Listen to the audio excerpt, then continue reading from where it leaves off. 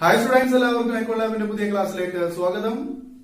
ഇന്നത്തെ ക്ലാസ്സിൽ നമ്മൾ ഉൾപ്പെടുത്തിയിരിക്കുന്നത് മൈക്രോ എക്കണോമിക്സിന്റെ രണ്ടാമത്തെ ചാപ്റ്ററായ theory of the consumer behaviour എന്നതിലെ ലീനിയർ ഡിമാൻഡ് കർവ് ആണ്. ചാപ്റ്ററിലേക്ക് പോകുന്നതിന് മുൻപായി ആദ്യമായിട്ടാണ് നിങ്ങൾ എന്റെ ചാനൽ കാണുന്നതെങ്കിൽ നിങ്ങൾക്ക് ഇഷ്ടപ്പെടുകയാണെങ്കിൽ മാത്രം നിങ്ങൾ സബ്സ്ക്രൈബ് ചെയ്യുക. തൊട്ടടുത്ത് കാണുന്ന ബെലൈക്കൺ കൂടി ക്ലിക്ക് ചെയ്യുക. എങ്കിൽ നിങ്ങൾക്ക് എന്റെ എല്ലാ ക്ലാസ്സിനെയും സംബന്ധിക്കുന്ന നോട്ടിഫിക്കേഷൻസ് ലഭിക്കുന്നതായിരിക്കും. കൂടാതെ ലൈക്ക് ചെയ്യുക, നിങ്ങളുടെ സുഹൃത്തുക്കളുമായി ക്ലാസ്സിനെ സംബന്ധിക്കുന്ന കാര്യങ്ങൾ ഷെയർ ചെയ്യുക, കമന്റ് ചെയ്യുക. ഓക്കെ, ഇനി നമുക്ക് പോകാം ക്ലാസ്സിലേക്ക്. ഇത് നമ്മൾ പഠിക്കാൻ പോകുന്നത് linear demand curve, linear demand equations, അതിനെ എങ്ങനെ നമുക്ക് കാൽക്കുലേഷൻ നടത്താൻ തുടങ്ങിയുള്ള കാര്യങ്ങളാണ് ഉൾപ്പെടുത്തിയിരിക്കുന്നത്.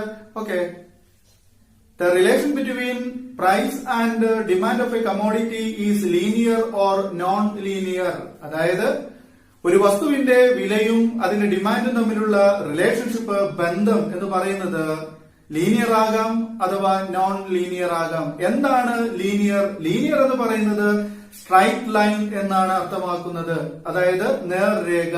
ഇവിടെ സൂചിപ്പിക്കുന്നത് ഇതാണ്, demand curve X and Y ആക്സിസിൽ ടാൻജന്റ് ചെയ്തുകൊണ്ടാണ് കാണപ്പെടുന്നതെങ്കിൽ അത്തരം ഡിമാൻഡിനെ നമ്മൾ പറയുന്ന പേരാണ് ലീനിയർ ഡിമാൻഡ്. നമുക്കതൊന്ന് വരച്ചു നോക്കാം, എങ്ങനെയാണ് ഈ ലീനിയർ ഡിമാൻഡ് കർവ് വരയ്ക്കുന്നത് എന്നുള്ളത് ഞാൻ ഇവിടെ സിമ്പിൾ ആയിട്ട് കാണിക്കാം. നോക്കൂ,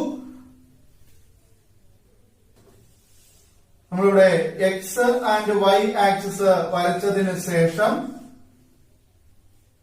ഈ എക്സ് ആൻഡ് വൈ ആക്സിസിനെ ടാൻജന്റ് ചെയ്തുകൊണ്ട് ഒരു കർവ് നമ്മളിങ്ങനെ വരയ്ക്കുകയാണെങ്കിൽ, ഒരു രേഖ വരയ്ക്കുകയാണെങ്കിൽ, ഈ രേഖയുടെ രണ്ട് അറ്റങ്ങളിലുമായി നമ്മൾ ഡി ഡി എന്ന് പേര് കൊടുത്താൽ ഈ കർവ് അറിയപ്പെടുന്നത് ലീനിയർ ഡിമാൻഡ് എന്നാണ്. ഡിമാൻഡ് നോൺ ലീനിയർ ആണെന്ന് പറഞ്ഞാൽ അതിനർത്ഥം എക്സ് ആൻഡ് വൈ ആക്സിസില് ടാൻജന്റ് ചെയ്യാതെയാണ് നമ്മൾ ഡിമാൻഡ് കർവ് വരയ്ക്കുന്നതെങ്കിൽ, ലെഫ്റ്റ് അപ്വേർഡ് ടു റൈറ്റ് ഡൗൺവേർഡിലേക്ക് എക്സ് ആൻഡ് വൈ ആക്സിസില് ഡിമാൻഡ് കർവ് ടാൻജന്റ് ചെയ്യാതെയാണ്, മുട്ടാതെയാണ് നമ്മൾ വരയ്ക്കുന്നതെങ്കിൽ, അതായത് കണക്ട് ചെയ്യാതെയാണ് ഡിമാൻഡ് കർവ് വരയ്ക്കുന്നതെങ്കിൽ അത്തരം ഡിമാൻഡ് കർവിന് പറയുന്ന പേരാണ് നോൺ ലീനിയർ എന്നുള്ളത്. നമ്മൾ ഇതുവരെ പഠിച്ചിട്ടുണ്ടായിരുന്നത് നോൺ ലീനിയർ ഡിമാൻഡ് കർവിനെ സംബന്ധിച്ചായിരുന്നു. അപ്പോ ഇന്നത്തെ നമ്മുടെ വിഷയം എന്താണ് ലീനിയർ ഡിമാൻഡ്, അതെങ്ങനെ വരയ്ക്കാം, അതിന്റെ ഇക്വേഷൻസ് എന്തൊക്കെയാണ്, എങ്ങനെയൊക്കെ അത് കാൽക്കുലേറ്റ് ചെയ്യാം തുടങ്ങിയുള്ള കാര്യങ്ങളാണ്. ഒരു വസ്തുവിന്റെ വിലയും അതുപോലെ തന്നെ അതിന്റെ ക്വാണ്ടിറ്റി ഡിമാൻഡും തമ്മിലുള്ള റിലേഷൻഷിപ്പ് എങ്ങനെയായിരിക്കാം, അതായത് ലീനിയർ ആകാം അഥവാ നോൺ ലീനിയർ ആകാം. അതായത് ഇങ്ങനെ ആകാം, ലീനിയർ ആകാം അല്ലെങ്കിൽ നോൺ ലീനിയർ ആകാം. ഓക്കെ, ലീനിയർ ഡിമാൻഡിനെ നമുക്ക് എങ്ങനെ ഇക്വേഷൻ രൂപത്തിൽ എഴുതാം എന്നുള്ളതാണ് ഇനി നമ്മൾ കാണാൻ പോകുന്നത്. ഓക്കെ, ലീനിയർ ഡിമാൻഡ് ഇക്വേഷൻ ബോർഡിൽ കാണിച്ചിരിക്കുന്നത് പോലെയാണ്. Q is equal to A minus BP, that is 0 less than equal to P less than equal to A by B, or Q is equal to 0, that is P greater than or equal to A by B. ഇതാണ് linear ഡിമാൻഡിനെ കാണിക്കുന്ന equation. നമുക്ക് ഇവിടെ ഇത് മുഴുവനായിട്ട് പഠിക്കണമെന്നില്ല. ഇത് അതായത് linear demand ഇക്വേഷനെ നമുക്ക് Q is equal to A minus BP എന്ന് ചുരുക്കി പഠിക്കാം. ഓക്കെ, ഇതില് ഓരോ കാര്യങ്ങളും ഓരോ ഘടകങ്ങളെയും നമുക്ക് വേറെ വേറെ നോക്കാം. അതായത് Q എന്ന് പറയുന്നത് ക്വാണ്ടിറ്റി ഡിമാൻഡ് ആണ്, അതുപോലെ ഇക്വേഷനിലെ A എന്ന് പറയുന്നത് വെർട്ടിക്കൽ ഇന്റർസെപ്റ്റ് ആണ്, മൈനസ് P സൂചിപ്പിക്കുന്നത് സ്ലോപ്പ് ഓഫ് ദ ഡിമാൻഡ് കർവിനെയും P സൂചിപ്പിക്കുന്നത് പ്രൈസ് ഓഫ് കമോഡിറ്റി അല്ലെങ്കിൽ ഗുഡ്സിനെയുമാണ്. ഓക്കെ, അപ്പോ നോക്കാം എന്താണ് പറഞ്ഞത്. അതായത് ലീനിയർ ഡിമാൻഡിന്റെ ഇക്വേഷൻ എന്ന് പറയുന്നത് Q is equal to A minus BP ആണ്. ഇതിനൊന്നുകൂടെ എലാബറേറ്റ് ചെയ്ത് പറയാണ്, that is 0 less than equal to P less than equal to A by B. അതുപോലെ തന്നെ Q is equal to 0, that is P greater than or equal to A by B. Okay, അപ്പൊ ഇതിനെ നമുക്ക് ചുരുക്കിയിട്ട്, അതായത് linear demand equation എന്താണ്, linear demand curve equation എന്താണെന്നുള്ളത് നമുക്ക് ചുരുക്കിയിട്ട് Q is equal to A minus BP എന്ന് മാത്രം പഠിച്ചാൽ മതി. ഓക്കെ, അപ്പോ ഇതിൽ Q എന്താണ്? Q എന്ന് പറയുന്നത് ക്വാണ്ടിറ്റി ഡിമാൻഡ് ആണ്. ഓക്കെ, അതുപോലെ തന്നെ A എന്ന് പറയുന്നത് വെർട്ടിക്കൽ ഇന്റർസെപ്റ്റ് ആണ്. ഡിമാൻഡ് കർവിന്റെ ലീനിയർ ഡിമാൻഡ് കർവിന്റെ വെർട്ടിക്കൽ ഇന്റർസെപ്റ്റ് ആണ് A എന്ന് പറയുന്നത്. മൈനസ് B എന്ന് പറയുന്നത് ലീനിയർ ഡിമാൻഡ് കർവിന്റെ സ്ലോപ്പിനെ സൂചിപ്പിക്കുന്നതാണ്. P എന്ന് പറയുന്നത് നോർമലി നമ്മൾ എല്ലായിടത്തും പറയുന്നത് പോലെ തന്നെ പ്രൈസ് ഓഫ് ഗുഡ് ആണ്. ഓക്കെ, ഇനി ഇതിലേക്ക് നമ്മൾ ഡിമാൻഡ് കർവ് വരച്ചിട്ട് ഇതിനൊന്ന് നമുക്ക് എലാബറേറ്റ് ചെയ്ത് കാണിക്കാം. ഇവിടെ ലീനിയർ ഡിമാൻഡ് കർവ് കാണിച്ചിട്ടുണ്ട്. എക്സ് ആൻഡ് വൈ ആക്സിസിൽ ടാൻജന്റ് ചെയ്തുകൊണ്ട് നമ്മൾ ഒരു രേഖ വരച്ചിരിക്കുന്നു. Left upward to right downward slope ആയിട്ട് ഒരു രേഖ വരച്ചിരിക്കുന്നു. ഈ രേഖ സൂചിപ്പിക്കുന്നത് ലീനിയർ ഡിമാൻഡ് കർവിനെയാണ്. ഇത് മനസ്സിലാക്കാൻ വേണ്ടി ഈ കർവിന്റെ മുകളിലായിട്ട് നമ്മൾ Q is equal to A minus BP എന്ന ലീനിയർ ഡിമാൻഡ് കർവിന്റെ ഇക്വേഷൻ വളരെ വ്യക്തമായിട്ട് എഴുതിയിട്ടുണ്ട്. അതുപോലെ തന്നെ ഇവിടെ ഈ എക്സ് ആക്സിസില് ഈ ഡിമാൻഡ് കർവ് ടാൻജന്റ് ചെയ്യുന്നിടത്ത് എ എന്നാണ് മാർക്ക് ചെയ്തിരിക്കുന്നത്, വൈ ആക്സിസില് എ ബൈ ബി എന്നാണ് മാർക്ക് ചെയ്തിരിക്കുന്നത്. ഓക്കെ, ഇനി നോക്കാം. ഇവിടെ വൈ ആക്സിസ് സൂചിപ്പിക്കുന്നത് പ്രൈസിനെയും അതുപോലെ തന്നെ എക്സ് ആക്സിസ് സൂചിപ്പിക്കുന്നത് ക്വാണ്ടിറ്റി ഡിമാൻഡിനെയുമാണ്. വസ്തുവിന്റെ വിലയെ വൈ ആക്സിസിലും അത് വാങ്ങുന്ന സാധനത്തിന്റെ അളവിനെ അല്ലെങ്കിൽ ആ വിലകളിൽ വാങ്ങുന്ന സാധനങ്ങളുടെ അളവിനെ എക്സ് ആക്സിസിലും കാണിച്ചിരിക്കുന്നു. ഇവിടെ വില 0 ആകുമ്പോൾ, അതായത് വസ്തുവിന്റെ വില 0 ആകുമ്പോൾ, if the price is equal to 0, the quantity demanded will be a. Okay, അതായത് വസ്തുവിന്റെ വില 0 ആകുമ്പോൾ, വസ്തുവിന്റെ വില ഇവിടെ 0 ആകുമ്പോൾ എക്സ് ആക്സിസ് വൈ ആക്സിസിൽ വസ്തുവിന്റെ വില 0 ആയാൽ അവിടെ വാങ്ങുന്ന സാധനങ്ങളുടെ അളവ് എ ആയിരിക്കും എന്നർത്ഥം. ഓക്കെ, അതുപോലെ വസ്തുവിന്റെ വില 0-ൽ നിന്ന് എ ബൈ ബിയിലേക്ക് ഉയർന്നാൽ, വർദ്ധിച്ചാൽ, വസ്തുവിന്റെ വില 0-ൽ നിന്ന് 0-ൽ നിന്ന് എ ബൈ ബി ആയി വർദ്ധിച്ചാൽ ഇവിടുത്തെ ഡിമാൻഡ്, ക്വാണ്ടിറ്റി ഡിമാൻഡ്, വാങ്ങുന്ന സാധനങ്ങളുടെ അളവ് എയിൽ നിന്ന് 0 ആയിട്ട് ചുരുങ്ങും. അതായത് നോക്കൂ, 0-ൽ നിന്ന് വില എ ബൈ ബി ആയിട്ട് വർദ്ധിക്കുമ്പോൾ, ആരോമാർക്ക് ഞാൻ മുകളിലേക്ക് കൊടുത്തിട്ടുണ്ട്, 0-ൽ നിന്ന് വില എ ബൈ ബി ആയി വർദ്ധിക്കുമ്പോൾ ഇവിടുത്തെ ഡിമാൻഡ്, ക്വാണ്ടിറ്റി ഡിമാൻഡ് എയിൽ നിന്ന് 0 ആയിട്ട് കുറയുന്നു അല്ലെ. അതേപോലെ തന്നെ എ ബൈ ബിയിൽ നിന്ന് വില 0 ആയിട്ട് കുറയുമ്പോഴോ അതിന്റെ അളവ് 0-ൽ നിന്ന് എ ആയിട്ട് വർദ്ധിക്കുന്നു എന്നാണ്. അപ്പൊ നമുക്കിവിടെ മനസ്സിലാക്കാൻ സാധിക്കുന്നത് എന്താണ്, പ്രൈസും ക്വാണ്ടിറ്റിയും തമ്മിലുള്ള ആ റിലേഷൻഷിപ്പ് ആണ്. നമ്മൾ ഓൾറെഡി പഠിച്ചു വെച്ചതാണ്. Price and quantity demand of a commodity, the relation between price and quantity demand of a commodity is negative or inverse എന്ന് നമ്മൾ പഠിച്ചിട്ടുണ്ട്. ഓക്കെ, അപ്പോ എന്താ പറഞ്ഞ മനസ്സിലാക്കിയത്, if the price is 0, the quantity will be A, അല്ലെ, whereas the price will be A by B, its quantity demanded will be 0 എന്നാണ് നമ്മൾ പഠിക്കേണ്ടത്. ഓക്കെ, ഇനി അടുത്തതായി നമ്മൾ പഠിക്കാൻ പോകുന്നത് ലീനിയർ ഡിമാൻഡ് ഇക്വേഷന്റെ കാൽക്കുലേഷൻ ആണ്. എങ്ങനെ നമുക്ക് ലീനിയർ ഡിമാൻഡ് ഇക്വേഷൻ തന്നാൽ കാൽക്കുലേറ്റ് ചെയ്യാമെന്നുള്ളതാണ് പഠിക്കാൻ പോകുന്നത്.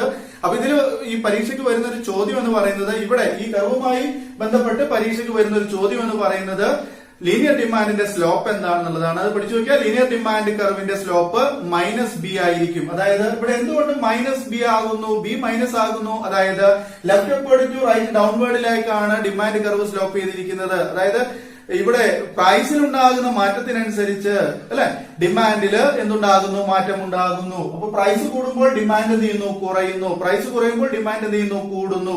അപ്പോ ഇതിനനുസരിച്ചാണ് ഡിമാൻഡ് കർവ് എന്ത് ചെയ്യുന്നത്, റൈറ്റ് ഡൗൺ ആകുന്നത്. വിലയിലും അതുപോലെ തന്നെ അളവിലും ഉണ്ടാകുന്ന മാറ്റത്തിനനുസരിച്ചാണ്. That is why the slope of the demand curve is negative. Clear അല്ലേ? ഓക്കെ, അതാണ് അവിടെ ചോദിക്കുന്ന ഒരു ചോദ്യം എന്ന് പറയുന്നത്. ഓക്കെ, ഇനി നമ്മൾ ചോദിക്കുന്ന, പരീക്ഷയ്ക്ക് ചോദിക്കാവുന്ന ഏറ്റവും ഇമ്പോർട്ടന്റ് ആയിട്ടുള്ള ലീനിയർ ഡിമാൻഡ് കർവിനെ കണക്കാക്കിക്കൊണ്ട് പരീക്ഷയ്ക്ക് ചോദിക്കുന്ന, പബ്ലിക് എക്സാമുകളിൽ സ്ഥിരമായി ചോദിക്കുന്ന ഒരു ക്വസ്റ്റൻ ആണ് നമ്മൾ ചെയ്യാൻ പോകുന്നത്. എങ്ങനെയാണ് നമുക്ക് ലീനിയർ ഡിമാൻഡ് ഇക്വേഷൻ തന്നാൽ അത് കാൽക്കുലേഷൻ നടത്തുക എന്നുള്ളതാണ്. ഓക്കെ, നോക്കാം. ഞാൻ ഇവിടെ ഒരു ചോദ്യം രേഖപ്പെടുത്തിയിട്ടുണ്ട്, നോക്കാം. The linear demand curve equation Q is equal to 10 minus 2p, find the value of demand എന്നാണ് പറഞ്ഞിട്ടുള്ളത്. അതായത് linear demand equation Q is equal to a minus bp എന്നുള്ളതിന് പകരമായിട്ട് അതിൽ നമുക്ക് ന്യൂമറിക്കൽ വാല്യൂസ് തന്നിരിക്കുന്നു. അതായത് Q is equal to 10 minus 2p എന്ന 2 അതുപോലെ തന്നെ 10 എന്ന വാല്യൂസ് ആണ് നമുക്ക് ഇവിടെ തന്നിരിക്കുന്നത്. അതുപോലെ തന്നെ p എന്നുള്ളതിന് നമുക്ക് ഇവിടെ പ്രൈസ് തന്നിട്ടുണ്ട്. Here the prices are 0, 1, 2, 3, 4, 5. Okay, അപ്പൊ ചോദ്യത്തിൽ പറഞ്ഞിരിക്കുന്നത് ഇത്രയേ ഉള്ളൂ. അതായത് linear demand curve equation Q is equal to 10 minus 2p എന്ന് തന്നിട്ടുണ്ട്. ആ ഇക്വേഷൻ പ്രകാരം നമ്മളോട് കാണാൻ പറഞ്ഞിരിക്കുന്നത് ലീനിയർ ഡിമാൻഡ് ക്വാണ്ടിറ്റി ഡിമാൻഡഡ് ആണ്. ഈ ക്വാണ്ടിറ്റി ഡിമാൻഡഡ് കാണണം എന്നുണ്ടെങ്കിൽ നമ്മുടെ കൈവശം എന്ത് വേണം, നമുക്ക് പ്രൈസ് കൂടി തന്നിരിക്കണം. പ്രൈസ് നമുക്ക് ഇവരതിന്റെ കൂടെ തന്നിട്ടുണ്ട്. പ്രൈസ് തന്നിരിക്കുന്നത് 0 മുതൽ 5 വരെയാണ്. അതായത് 0, 1, 2, 3, 4, 5 തുടങ്ങിയ പ്രൈസ് ആണ് തന്നിട്ടുള്ളത്. അപ്പൊ ഇങ്ങനെ ഒരു ചോദ്യം കണ്ടാൽ, ഇത് പരീക്ഷയിൽ സാധാരണ ചോദിക്കാവുന്നതാണ്. ഇങ്ങനെ ഒരു ചോദ്യം കണ്ടാൽ നമ്മൾ ചെയ്യേണ്ട കാര്യം ഇത്രയേ ഉള്ളൂ. നമുക്കൊരു 3 കോളം ക്രിയേറ്റ് ചെയ്യാം. ഈ 3 കോളത്തില് ആദ്യത്തെ കോളത്തിൽ നമ്മൾ എഴുതേണ്ടത് പ്രൈസിനെയാണ്. ഓക്കെ, രണ്ടാമത്തെ കോളത്തിൽ നമ്മൾ ആ ഇക്വേഷൻ കൊണ്ടുവരിക. അതായത് Q is equal to 10 minus 2p എന്ന ഇക്വേഷൻ ആണ്. അതുപോലെ തന്നെ അവിടെ രേഖപ്പെടുത്തിയത്. നമുക്ക് മൂന്നാമത്തെ കോളത്തിൽ ഫൈൻഡ് ഔട്ട് ചെയ്യണം എന്താണ് നമുക്ക്, എത്രയാണ് നമുക്ക് ക്വാണ്ടിറ്റി ഡിമാൻഡ് എത്രയാണെന്നുള്ളത് നമ്മൾ ഇവിടെ കണ്ടെത്താനാണ് പോകുന്നത്. അപ്പോ നമ്മളിവിടെ രേഖപ്പെടുത്തി നോക്കാം. അതായത് നോക്കൂ, പ്രൈസ് നമുക്ക് തന്നിരിക്കുന്ന പ്രൈസ് എന്ന് പറയുന്നത് 0 1 2 3 4 5 ഇങ്ങനെയാണ് നമുക്ക് പ്രൈസ് തന്നിരിക്കുന്നത് അല്ലെ. അതായത് തന്നിരിക്കുന്ന പ്രൈസ് 0 മുതൽ 5 വരെയാണ് ഞാൻ ഇവിടെ എഴുതിയിട്ടുണ്ട്. ഇനി നമ്മൾ ചെയ്യാൻ പോകുന്നത് ഈ പ്രൈസിനെ നമ്മുടെ ഇക്വേഷനിലേക്ക് ആഡ് ചെയ്യുക എന്നുള്ളതാണ്. പ്രൈസ് ഇക്വേഷനിലേക്ക് ആഡ് ചെയ്യുമ്പോൾ എങ്ങനെ കിട്ടുക, അതായത് Q എന്നുള്ളത് നമുക്ക് കട്ട് ചെയ്തിട്ട് ഈ Q എന്നുള്ളത് നമുക്ക് ഒഴിവാക്കിയിട്ട് ഇക്വേഷൻ മാത്രം, അതായത് ന്യൂമറിക്കൽ വാല്യൂസ് മാത്രം കൊണ്ടുവരിക. എങ്ങനെയാ കാൽക്കുലേറ്റ് ചെയ്ത് നോക്കാം. മെത്തേഡ്സ് ഓഫ് കാൽക്കുലേഷൻ ആണ് കാണിക്കുന്നത്. ദെൻ 10 മൈനസ് 2p എന്ന് പറയുന്നത് 10 മൈനസ് 2 എന്ന് പറഞ്ഞാൽ 10 മൈനസ് 2p എന്ന് പറഞ്ഞാൽ 2p എന്ന് പറഞ്ഞാൽ 2 ഗുണിക്കണം p എന്നാണ്, അല്ലെങ്കിൽ 2നെ p കൊണ്ട് മൾട്ടിപ്ലൈ ചെയ്യുക എന്നുള്ളതാണ്. ഇവിടെ p എന്ന് പറഞ്ഞാൽ ഒന്നാമത് p എന്ന് പറഞ്ഞാൽ 0 ആണ്, 0 കൊണ്ട് മൾട്ടിപ്ലൈ ചെയ്യുക. ഓക്കെ, ക്ലിയർ അല്ലേ? അതായത് ഇക്വേഷൻ താഴേക്ക് എഴുതി ആ ഇക്വേഷനിലേക്ക് p യുടെ വാല്യൂ നമ്മൾ കൂട്ടിച്ചേർക്കുകയാണ് ചെയ്യുന്നത്. p യുടെ വാല്യൂ, ഒന്നാമത് p യുടെ വാല്യൂ 0 ആണ്, 0 നമ്മൾ ചേർത്തു. അതായത് 10 മൈനസ് 2 ഇൻറ്റു 0 എന്ന് കിട്ടി. ഇനി നമ്മളിവിടെ കാൽക്കുലേറ്റ് ചെയ്തിട്ട് നമുക്ക് അവിടെ ക്വാണ്ടിറ്റി ഡിമാൻഡ് എത്രയാണ് കണ്ടെത്തേണ്ടതെന്ന് വെച്ചാൽ ഇവിടെ ഇതിന്റെ ഒരു കാൽക്കുലേഷൻ രീതി എന്ന് പറഞ്ഞത് നമ്മൾ ലെഫ്റ്റ് നിന്ന് റൈറ്റിലേക്കല്ല, മറിച്ച് റൈറ്റ് നിന്ന് ലെഫ്റ്റിലേക്കാണ് കാൽക്കുലേറ്റ് ചെയ്യേണ്ടത്. അതായത് 0ത്തെ 2 കൊണ്ട് ഗുണിക്കുക, കിട്ടിയ ഉത്തരത്തെ 10 കൊണ്ട് മൈനസ് ചെയ്യുക. ഇങ്ങനെയാണ് നമ്മൾ കാൽക്കുലേഷൻ നടത്തേണ്ടത്. അതായത് ഇടത്തുനിന്ന് വലത്തോട്ട്, അതായത് 10നെ 2 കൊണ്ട് മൈനസ് ചെയ്ത് 0 കൊണ്ട് ഗുണിക്കാനല്ല പറയുന്നത്. 10നെ 2 കൊണ്ട് മൈനസ് ചെയ്താൽ നമുക്ക് 8 കിട്ടും, 8നെ 0 കൊണ്ട് ഗുണിച്ചാൽ നമുക്ക് 0 കിട്ടും. ഓക്കെ, അതുപോലെ തന്നെ ഇവിടെ 2നെ നേരെ തിരിച്ചു നമുക്ക് ചെയ്ത് നോക്കാം. 0നെ 2 കൊണ്ട് ഗുണിക്കുക, അപ്പൊ നമുക്ക് എത്ര കിട്ടി? 2 ഇൻറ്റു 0 0 കിട്ടി. 0ത്തിൽ നിന്ന് 10 മൈനസ് ചെയ്താൽ നമുക്ക് എന്ത് കിട്ടും? ഏതൊരു സംഖ്യയെയും 0ത്തിൽ നിന്ന് മൈനസ് ചെയ്താൽ നമുക്ക് അതേ സംഖ്യയാണ് കിട്ടുന്നത്. അപ്പോൾ നമുക്ക് ആദ്യം കിട്ടിയ ഉത്തരം എത്രയാണ്? 0 ആണ്. ഇപ്പൊ നമുക്ക് കിട്ടിയ ഉത്തരം 10 ആണ്. അപ്പൊ നമുക്ക് യഥാർത്ഥത്തിൽ കിട്ടേണ്ട ഉത്തരം എത്രയാണ്? 0ത്തെ 2 കൊണ്ട് ഗുണിക്കുക, കിട്ടിയ വാല്യൂസിനെ 10 കൊണ്ട് മൈനസ് ചെയ്യുക. ഓക്കെ, അപ്പൊ 0ത്തിന് 2 കൊണ്ട് ഗുണിച്ചാൽ 0 കിട്ടും. ആ 0ത്തിന് നമ്മൾ 10 കൊണ്ട് മൈനസ് ചെയ്യുന്നു. അപ്പൊ നമുക്ക് ഇവിടെ ക്വാണ്ടിറ്റി ഡിമാൻഡ് എത്രയാണ്? 10 ആയിട്ടാണ് നമുക്ക് കിട്ടുക. ഓക്കെ, അതേപോലത്തെ വാല്യൂസും അതുപോലെ ചെയ്ത് നോക്കുക. രണ്ടാമത്തെ പ്രൈസ് എന്ന് പറയുന്നത് 1 ആണ്. നമുക്ക് വാല്യൂ ചേർത്ത് കൊടുക്കാം. 10 മൈനസ് 2 ഇൻറ്റു 1. ഏത് ചെയ്യാം? 1നെ 2 കൊണ്ട് ഗുണിക്കുക, 1 2 2 അല്ലെ. 2നെ നമ്മൾ 10 കൊണ്ട് മൈനസ് ചെയ്യുക, അപ്പൊ എത്ര കിട്ടി? 8 കിട്ടും അല്ലെ. 2നെ 10 കൊണ്ട് മൈനസ് ചെയ്താൽ 8 കിട്ടി. ഇനി രണ്ടാമത്തെ പ്രൈസ് 2നെ നോക്കാം. 10 മൈനസ് 2 ഇൻറ്റു 2, 2 ഇൻറ്റു 2 4 അല്ലെ. 4നെ 10 കൊണ്ട് മൈനസ് ചെയ്താൽ നമുക്ക് 6 കിട്ടും. ഓക്കെ, ദെൻ 10 മൈനസ് 2 ഇൻറ്റു 3, ഇവിടെ 3 2 6, 6നെ നമ്മൾ 10 കൊണ്ട് മൈനസ് ചെയ്താൽ നമുക്ക് 4 കിട്ടും. ഓക്കെ, ദെൻ 10 മൈനസ് 2 ഇൻറ്റു 4, 4 2 8 അല്ലെ. 8ൽ നിന്ന് 10 മൈനസ് ചെയ്താൽ നമുക്ക് കിട്ടുന്നത് 2 ആണ്. Okay, then last one 10 minus 2 into 5 അല്ലെ. 5നെ 2 കൊണ്ട് ഗുണിച്ചാൽ നമുക്ക് കിട്ടുന്നത് 2 10, 10ൽ നിന്ന് 10 മൈനസ് ചെയ്താൽ നമുക്ക് 0. അപ്പൊ ഇവിടെ കിട്ടിയിരിക്കുന്ന ക്വാണ്ടിറ്റി ഡിമാൻഡ് എങ്ങനെയാ നോക്കൂ. അതായത് ഒന്നാമത്തെ പ്രൈസ് 0 ആകുമ്പോൾ നമുക്ക് ഉണ്ടാകുന്ന ക്വാണ്ടിറ്റി ഡിമാൻഡ് 10 ആണ്. പ്രൈസ് 0ത്തിൽ നിന്ന് ഇങ്ങനെ വർദ്ധിച്ച് 1 ആകുന്നു, 2 ആകുന്നു, 3 ആകുന്നു, 4 ആകുന്നു, 5 ആകുന്നു. ഇങ്ങനെ പ്രൈസ് കൂടിക്കൊണ്ടിരിക്കും തോറും നമുക്ക് നമ്മൾ വാങ്ങുന്ന സാധനത്തിന്റെ അളവ് എന്ത് ചെയ്യാണ്? കുറഞ്ഞു വന്നിരിക്കും അല്ലെ. മനസ്സിലാവുണ്ടോ? ഓക്കെ, അത്രയേ ഉള്ളൂ. അതായത് പ്രൈസ് കൂടുമ്പോൾ ഇവിടെ ഡിമാൻഡ് കുറയുന്നു, പ്രൈസ് കുറയുമ്പോൾ ഡിമാൻഡ് എന്ത് ചെയ്യുന്നു? കൂടുന്നു. ഇങ്ങനെ വിലയും അളവും തമ്മിലുള്ള വിപരീത ബന്ധത്തെ കാണിക്കുന്നതാണ് ഡിമാൻഡ്. നമ്മൾ മുമ്പേ പഠിച്ചതാണ്. ഓക്കെ, അപ്പോ ഇത് പ്രകാരം നമുക്കൊരു ലീനിയർ ഡിമാൻഡ് കർവും വരയ്ക്കാൻ സാധിക്കും. അപ്പോ ഈ ഇക്വേഷൻ തന്നുകൊണ്ട്, അതായത് ലീനിയർ ഡിമാൻഡ് ഇക്വേഷൻ തന്നുകൊണ്ട് നമ്മളോട് കാൽക്കുലേഷൻ നടത്താൻ പറഞ്ഞാൽ ഇങ്ങനെയാണ് ചെയ്യേണ്ടത്. ക്ലിയർ ആണല്ലോ? ഓക്കെ, അപ്പൊ ഇന്നത്തെ ക്ലാസ്സിൽ നമ്മൾ ഉൾപ്പെടുത്തിയിരുന്നത് പ്രധാനമായും നമ്മൾ പഠിച്ചത് എന്തൊക്കെയായിരുന്നു? പ്രധാനമായും നമ്മൾ പഠിച്ചത് ലീനിയർ ഡിമാൻഡ് കർവ് എന്താണ്, ലീനിയർ ഡിമാൻഡ് കർവിന്റെ ഇക്വേഷൻ എന്താണ്, അതുപോലെ തന്നെ ആ ഇക്വേഷനിലെ ഓരോ ഭാഗവും എന്തിനെ സൂചിപ്പിക്കുന്നു, അതുപോലെ ലീനിയർ ഡിമാൻഡ് കർവ് ഇക്വേഷൻ തന്നാൽ എങ്ങനെ അത് കാൽക്കുലേഷൻ നടത്താൻ തുടങ്ങിയുള്ള കാര്യങ്ങളാണ്. ഓക്കെ സ്റ്റുഡൻസ്, നിങ്ങൾക്ക് ക്ലാസ്സുകൾ മനസ്സിലായിട്ടുണ്ടാകും എന്ന് വിചാരിക്കുന്നു.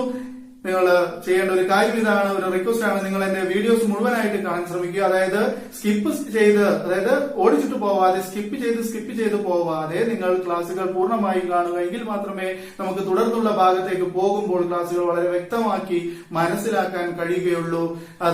അതുപോലെ തന്നെ ചെയ്യാൻ ശ്രമിക്കുക. ഓക്കെ, ഇനി നമുക്ക് അടുത്ത വീഡിയോസിൽ കാണുന്നത് വരേക്കും എല്ലാവർക്കും നന്ദി, നമസ്കാരം.